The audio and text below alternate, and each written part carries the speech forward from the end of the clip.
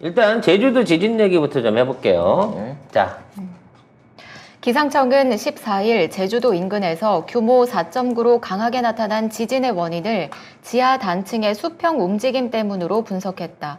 최근 일본 지진 등 주변 지역 지진과의 연관성에는 일단 선을 그었다.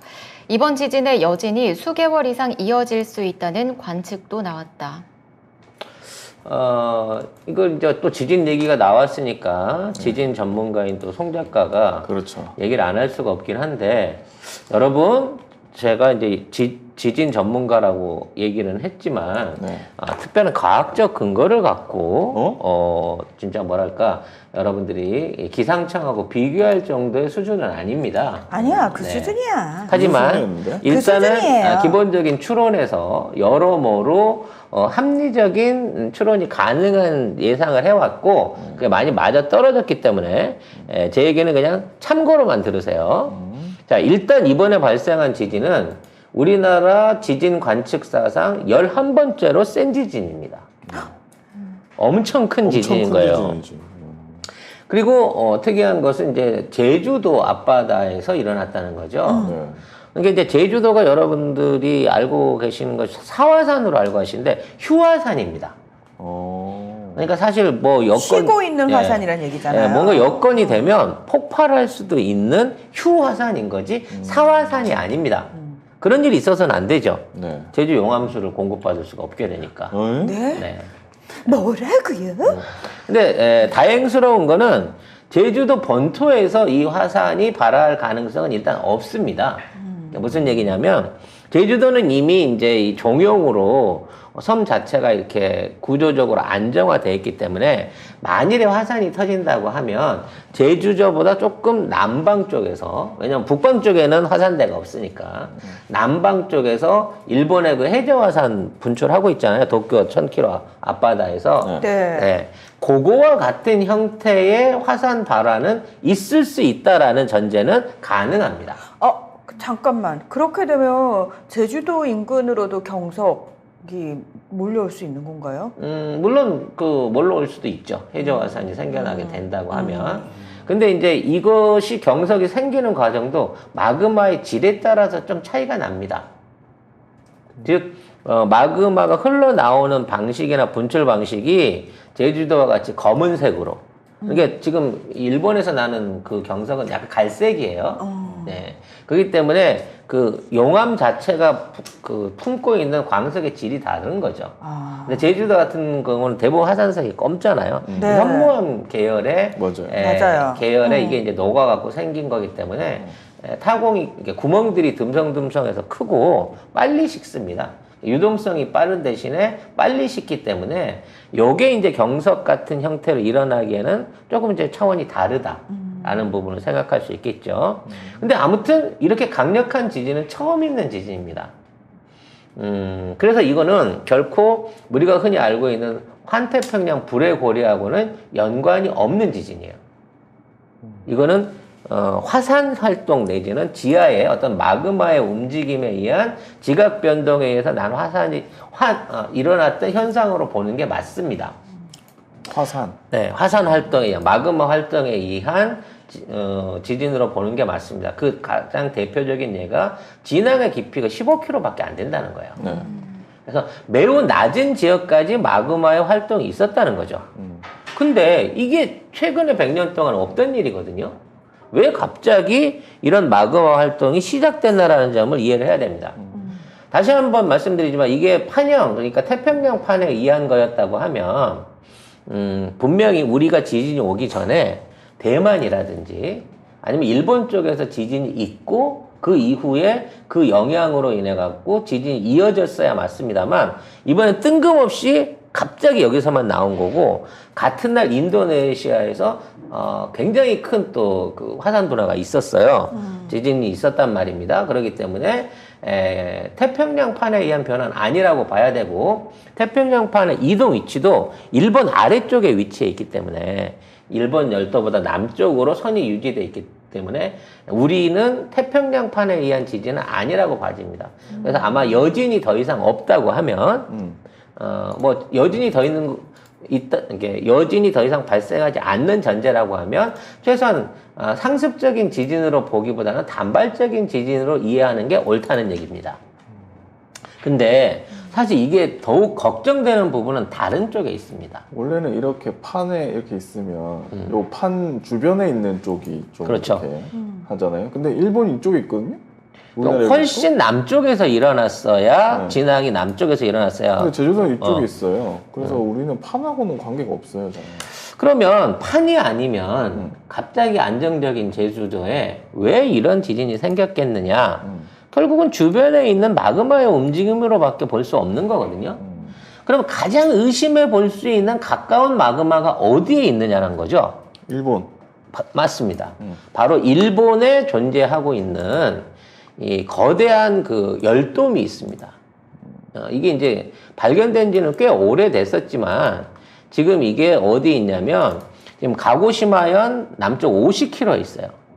그러니까 위치는 그 도쿄에서 1000km 떨어져 있는 기존에 지금 일본에서 지진이나 후지산 폭발하고 연관돼 있는 그쪽 지역하고는 완전히 다른 지역입니다. 근데 거리는 더 가까워요, 우리나라. 제주도하고도 가깝죠. 직선 거리로 따지면 300km, 350km 정도밖에 안 될 거예요, 저 위치가. 그렇기 때문에 가장 의심해 볼 수 있는 대상이 저 지역이라는 거죠. 그래서 이제 저 지역을 이제 사스마 반도라고 하는데, 지금 튀어나와 있는 데가 사스마 반도에서 50km 지역에 있는 해저 화산에 돔이 있어요. 그럼 이제 돔은 뭐를 얘기하는 거냐면, 마그마가 생성될 때, 마그마가 생성될 수 있는 일종의 방 같은 걸 말하는 겁니다. 그러니까 애초에 처음에 용암이 뜨거웠다가 식었을 거 아니에요? 그럼 이제 부피가 수축돼갖고 밑으로 내려가겠죠. 그럼 유동성이 있는 용암이 흘러내려가고 난 남은 자리에 우리가 흔히 생각하는 경기장 돔처럼 이러한 일종의 그 지하 구조물이 생겨요. 돔 같은 구조물이. 그래서 이거를 갖다가 용암돔이라고 합니다. 이 용암돔의 위험성은 마그마하고 그냥 연결이 돼 있는 거야. 뚫려 있는 거야. 이게 용암동이 있다는 얘기는 용암동의 가장 깊은 곳에는 마그마가 자글자글 끓고 있는 거예요. 그래서 화산 활동이 일어나면 이 안으로 용암이 치솟아 올라온다는 거죠. 그 돔을 채운다는 겁니다. 애초에 거기까지 왔었으니까. 근데 이 돔의 규모가 세계 최대 규모예요. 어느 정도의 사이즈냐면, 여기에 이제 32 세제곱킬로미터 정도 됩니다.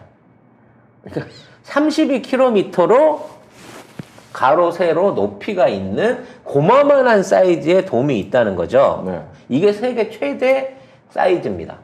용암돔으로는. 아, 무서운데? 너무. 그래서 이게 용암돔이 만일에 다시 마그마로 가득 차게 되면 당연히 온도 차이라든지 주변 지반하고의 충돌로 인해 갖고 폭발이 일어날 수밖에 없습니다.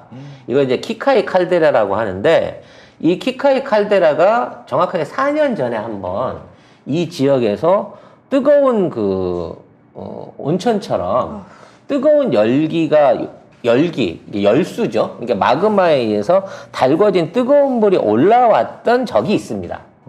그래서 그때 이게 폭발하는 게 아니냐는 얘기를 들었고, 이게 폭발한다고 하면 1000년 전에 있었던 백두산 폭발에 최소 수백 배의 폭발을 일으킬 거다라고 하는 얘기가 있었을 정도로 엄청나게 공포스러웠던 적이 있었거든요. 근데 그 당시에 백두산 폭발했을 때 그 화산재가 일본까지 날아갔다라고 얘기를 하잖아요. 그거는 그냥 장난인 거야, 얘에 비하면.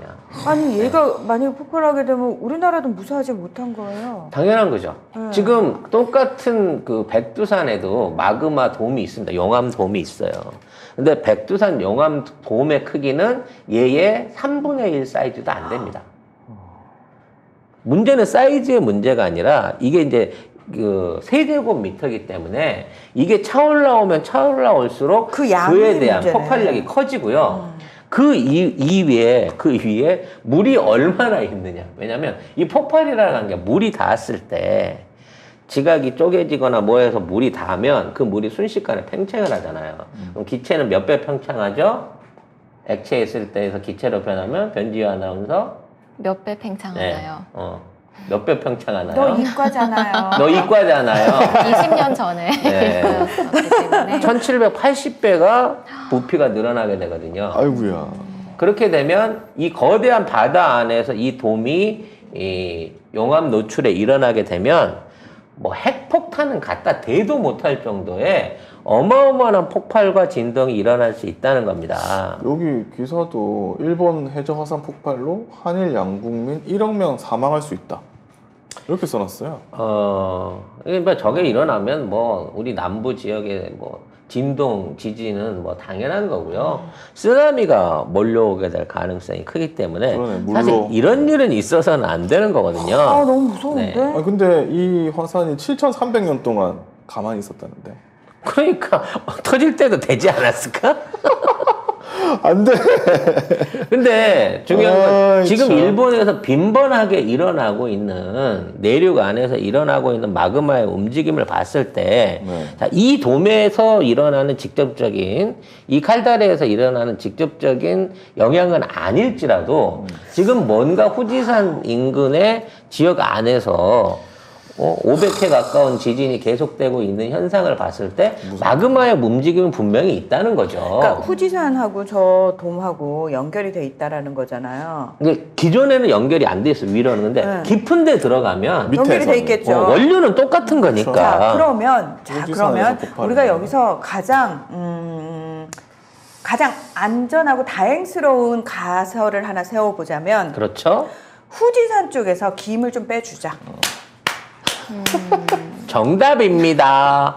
네. 근데 김을 빼주자가 아니라 그렇게 될 가능성이 더 커요. 전 지금 네. 저기 돌려서 얘기했는데 그걸 또 그렇게 팩폭을 하시면 어떡합니까? 왜냐면 얘네들은 저거 먼저 시작하고 난 다음에 이쪽에서 온 건데. 그렇죠. 네. 문제는 뭐냐? 이쪽은 돔이 워낙 크기 때문에 아직 영향력을 덜 발휘한 상태에서 제가 우리나라의 어떤 형태로든지 마그마가 영향을 미쳤다면 네.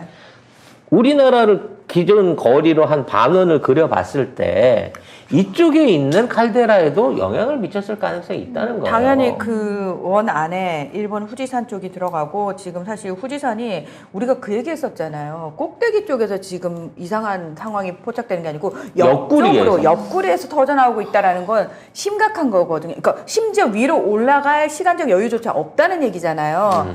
급박하다는 거죠. 급박하다는 거죠. 옆구리로 터져나온다는 건 급박하다는 건데 좀 많이 터지자. 아이 참 그렇게 좀 많이 원하는데. 빼자.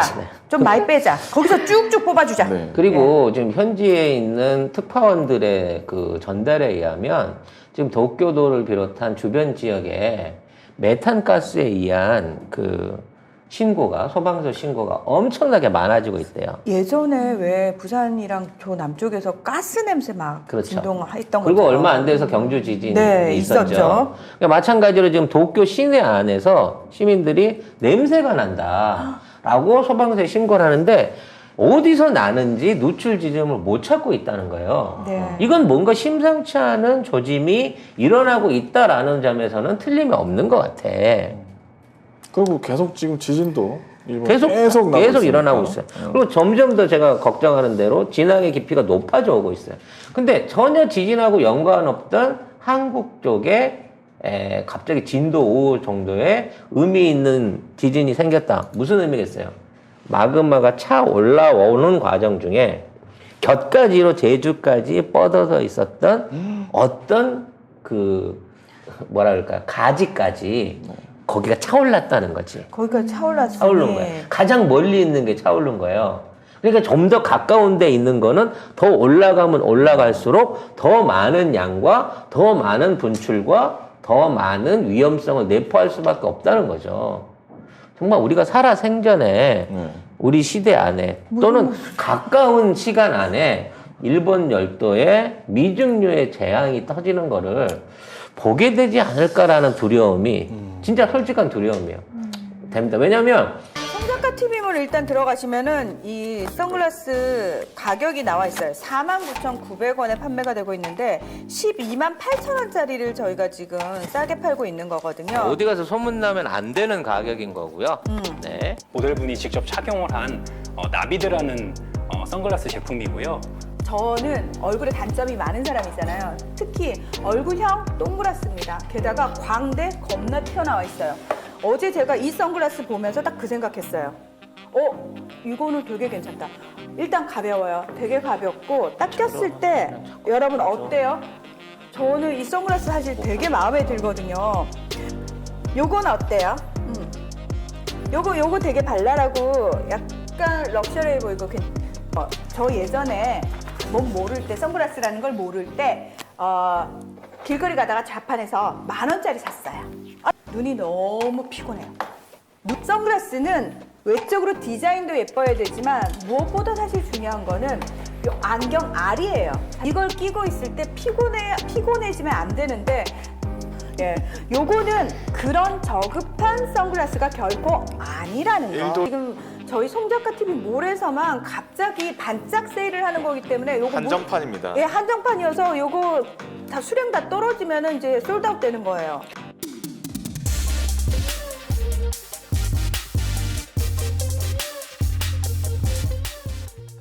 단순하게 지진 나서 일본 정도 가라앉는 수준이 아닌 거야, 지금 이 규모는. 우리나라까지. 그렇죠. 우리나라까지 심각한 영향을 미칠 수 있는 진짜 큰 재난이 일어나지 않을까라는 차원에서 걱정스러운 거야.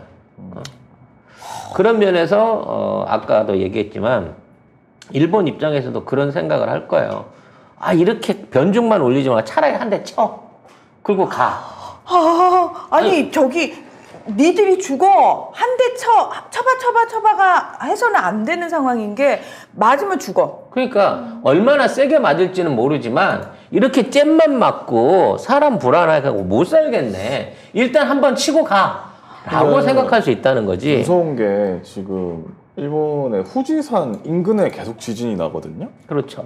이게 보통 일은 아닌 것 같아요. 근데 일본 기상청은 화산 활동과는 관련이 없다고 얘기를 하는데 왜냐면 일본 기상청 입장에서는 이거 사실을 알아도 국민들을 상대로 공식적으로 좀 얘기할 수가 없어요. 왜냐면 대비를 할 수가 없거든, 지네도. 네. 어차피 대비가 안 되는 걸 가지고 국민들에게 불안감을 조성한다는 것 자체가 하긴 이게 관련 있다고 하면 어떻게 해야 돼? 그럼. 그러니까 그럼 정부한테 대책을 요구할 거 아니야. 근데 그렇기 정부는- 때문에 대책이 없으므로 불안이 없다라고 말하는 거랑 똑같다는 거죠. 그렇죠. 네. 그러니까 이거 뭐 코로나 따위 수치 조작하는 건 아무것도 아니잖아. 코로나는 뭐 걸려도 100 중에 한 서너 명밖에 안 죽는다는 이런 마음 갖고 있을 거예요. 근데 이게 터져버리면 일본이란 나라 자체가 지도상에서 사라질 위험이 지금 생기고 있는 거거든. 근데 진짜 어쩔 수 없이 우리나라도 영향을 받을 수밖에 없는 상황이에요. 그러니까 솔직히.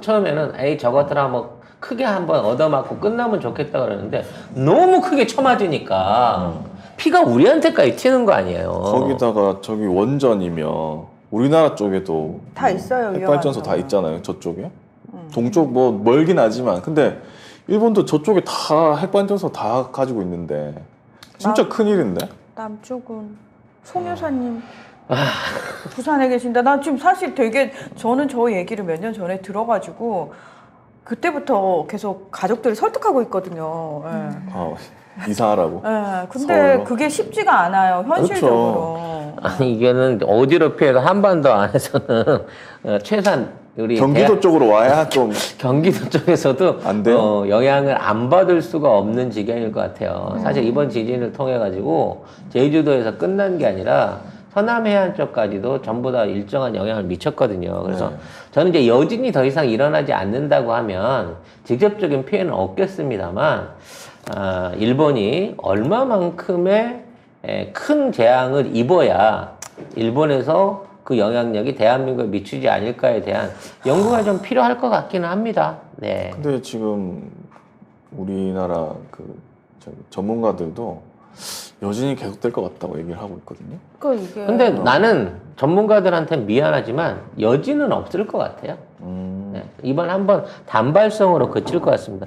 제가 아까 추론했던 대로 이게 이제 단발성으로 마그마 영향력에 의한 거였다고 치면 용암이 우리한테 직접 왔다기보다는 어차피 연결되어 있는 관이잖아요. 그래서 뜨거운 용암이 치솟아 올라오는 과정 중에 수맥이나 수증기라든지 뭐 지층의 일부를 건드려 갖고 한번 훅 흔든 거지. 그리고 그걸로 해갖고 우리가 흔들렸어. 그럼 이제 매개체가 없어진 거예요. 만일 이게 직접 우리나라 제주도 지하까지 마그마가 온 상태에서 15km 밑에서 저런 지진이 일어났다 그러면 저기서도 열섬 현상이 일어났을 겁니다.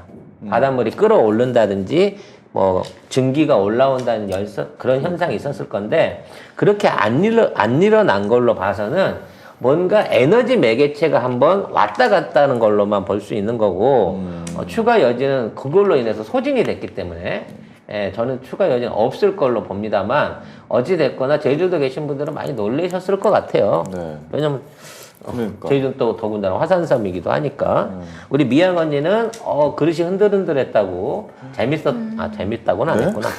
깜짝 왜 놀랬다고 그러세요? 이런 경험 처음이라고 네. 네, 어저께 좀 해주셨거든요. 네. 자랑할 게 따로 있지. 다들 네, 그래서 조심하시기 바랍니다. 아무튼 이게 그 모진 놈이 옆에 있다가 벼락 맞는다고 하는 우리 속담이 있지 않습니까? 네, 적당하게 좀 해라 이 자식들아. 대충 하고 끝내자라는 얘기를 하고 싶네요.